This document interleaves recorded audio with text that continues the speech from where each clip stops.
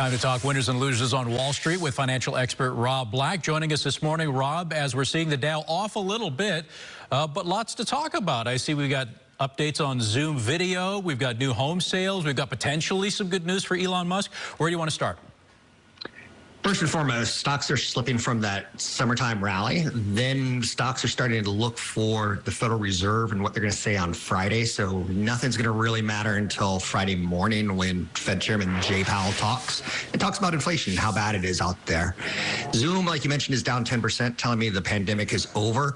They're having problems getting revenue growth. The enterprise clients look great, but we're probably not Zooming our friends anymore. We're probably going to see our friends.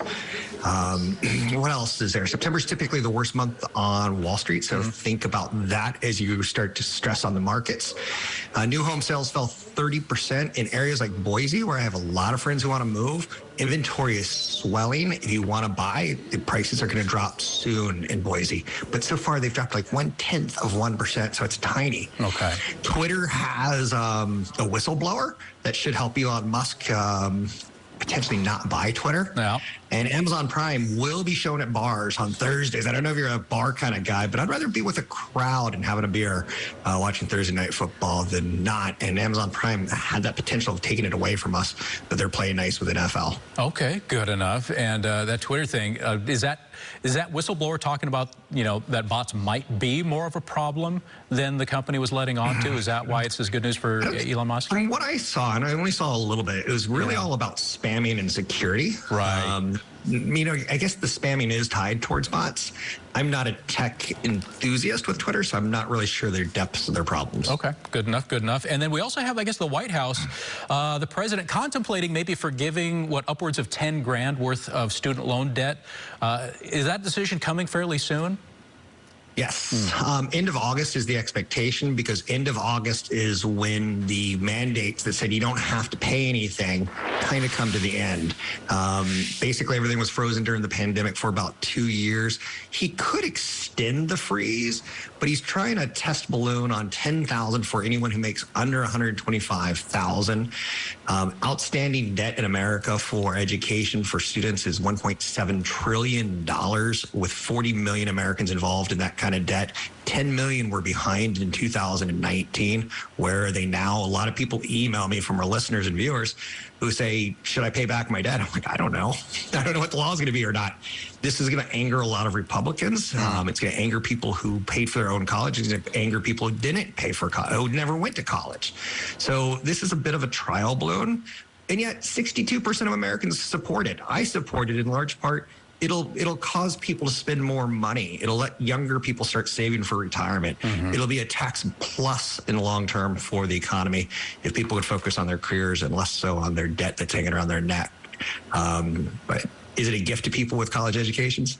Kind of feels like it. Interesting. Okay. And for the record, not done yet. Yeah, right. Okay.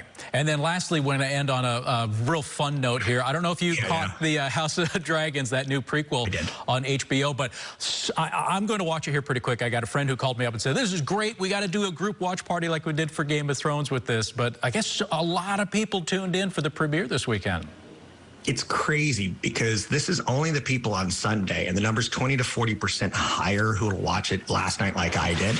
I was in my bedroom screaming, dragons, dragons, dragons, House of Dragons. And I went back to Westeros, and it was like season 1 of Game of Thrones. There's a lot of world building going on. Okay. There's dragons, there's civil war, there's death, there's blood, there's sex. Did I mention dragons? 15 to 20 million per episode. It's a lot riding on a $200 million season. Lord of the Rings prequels coming from Amazon Prime next month. And what's really interesting to me is HBO spent $100 million going after people like me who really enjoy, not me, they didn't go after me, but they went after the hardcore fans of Game of Thrones and said, talk about it. Talk about your excitement. $100 million marketing campaign on a show that's $200 million. It's big time necessary in the streaming wars and who's going to win and who's going to lose. I'm putting some money on HBO Max here. Interesting. All right. Got to be good news for what's the parent company, Warner Brothers Discovery. So, don't watch with children, and what happens to women in the show is not very nice. Some of it happens off screen this year. Yeah. So they're showing you, not so much as telling you. So I like that angle because it seems to pivot with society right now. So a good warning out there for parents.